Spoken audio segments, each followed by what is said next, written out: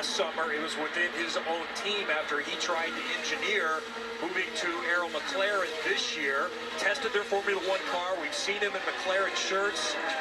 And just last week, we learned that he is not going to McLaren. He's not said, it says he won't say it until after the season. But the Indianapolis Star found court records saying that McLaren is trying to get $20 to $30 million in damages back from Alex Palou. Dylan.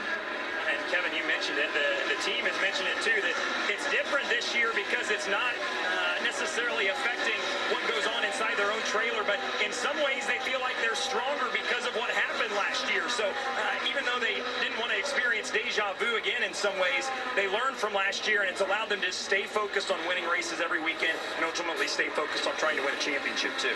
He also said it's helped a little bit that he's not battling with the people in his transporter, that it's outside forces, but this is developing into a very wild story. And there you go, David Malukas on Scott Dixon to unlap himself. We just saw Will Power, he's now pit, which moves Malukas up into third, as has, so Kirkwood must have pit as well.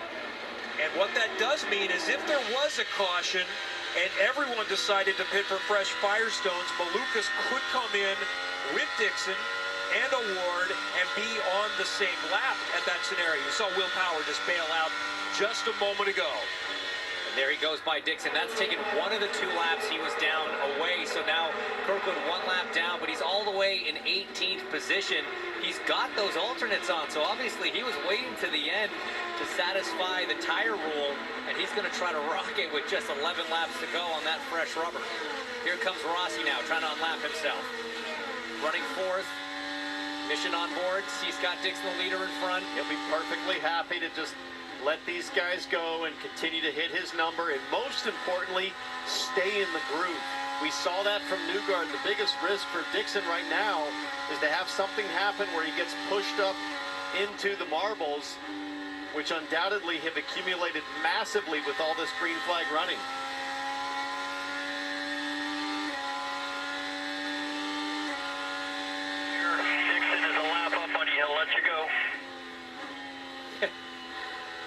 I don't know if he's going to let him go, but if you force the issue, like you say, he's going to want to stay in line there. Rossi running fourth, like we said. He's got a podium so far on the season, and a fourth to open the season at St. Pete. This would be a strong result for the driver of the number 7.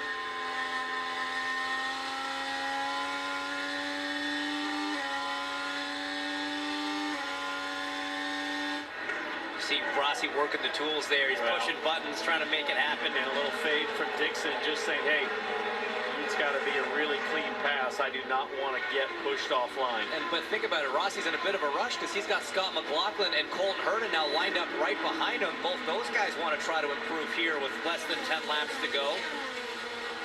Remember, McLaughlin was your fastest qualifier, had to start further down because of an engine penalty. Started in 10th.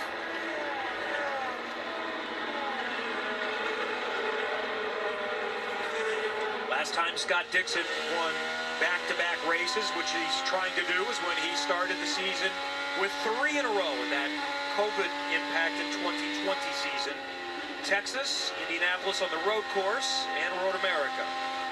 This is Will Power. We saw him pit recently. He's got fresh tires. That's Marcus Ericsson in front of him. He's got a great run here. Power going to shoot to the inside. Oh, he gets on the limiter, but he still goes for it. Runs out of gear, but just fires it in on the brakes.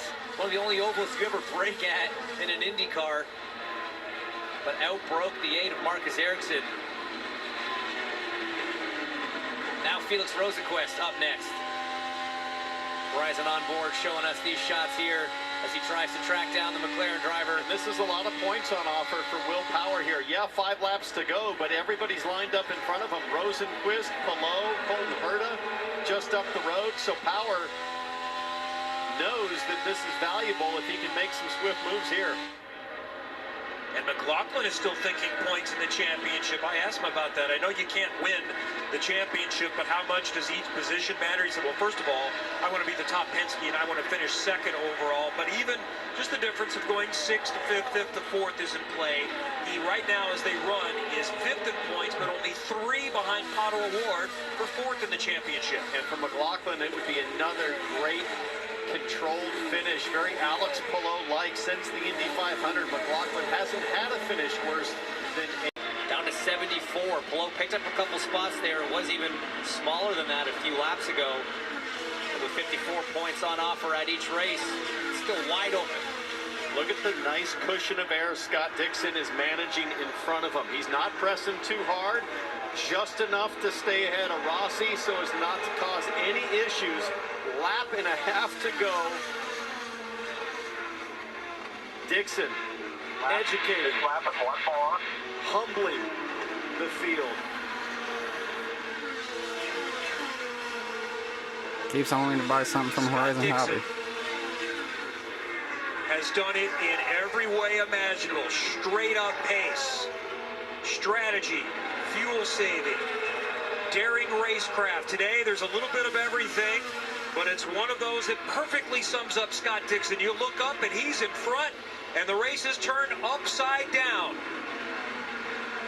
2 weeks ago, the question was whether Dixon could extend his record-extending seasons with a win, and he's going to win back-to-back. Scott Dixon has done it again. Yeah! Dixon wins at Worldwide Technology Raceway and keeps his championship hopes for number 7 still alive. And wait for it. Wait for it. Keep watching your screen here, guys.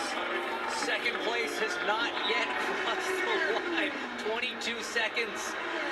22 seconds was the margin of victory. He didn't just win it. He absolutely decimated them with that strategy, with that masterful drive. He could have backed off 7/8 of a lap and still finished at the front. What an incredible drive from Scott Dixon. Pato Award second, and then big props to Lil Dave Malukas getting back on the podium 2 years in a row here at Gateway. Somewhere in the libraries of universities should be a textbook on masterful fuel saving and racing strategy by Mr. Scott Dixon. He could fill 400 pages. Forward by Mike Hall on that book. His family. I think that's the 6th time Pato Award has now finished second on an oval. Twice to Dixon, 4 times to Newgarden. And his 4th second place this year. Correct. And Newgarden's looking at the monitor going, "Are you kidding me? Dixon?" Ejection, you can see in the body language there. From 16th. And a correction, it was another Ganassi car he finished second to in a race we called the Indianapolis 500. Marcus Ericsson yeah. in 2022. The funny thing is, there's probably still 5 gallons in that race car. He could have done 6 or 8 more laps, no problem. They definitely could have saved enough to do it based on that gap, as we see boss Chip Ganassi coming in, leading the family. Daughter Tilly, wife Emma. Honestly, what might be one of the drives of his career today, he certainly had the field completely beaten on strategy today, but it took a heck of an execution run from Dixon to be able to make it happen. They go 2 stops less than the bulk of the field around them. Oh, we wondered, can anybody do it on 3? We should have known. Definitely 1 can. I guess 27 could not, but 1 can and did. What has turned out to be a beautiful day. It is 25 degrees cooler than it was when we arrived on Friday. Just a perfect day. Nice turnout here. Bommarito Automotive Group continues to do it right. The NASCAR race and an INDYCAR race, well attended in the summer. This checkered flag moment is brought to you by Advance Auto Parts. Scott Dixon, 2 races in a row in victory lane. That's number 55 all time for the Iceman.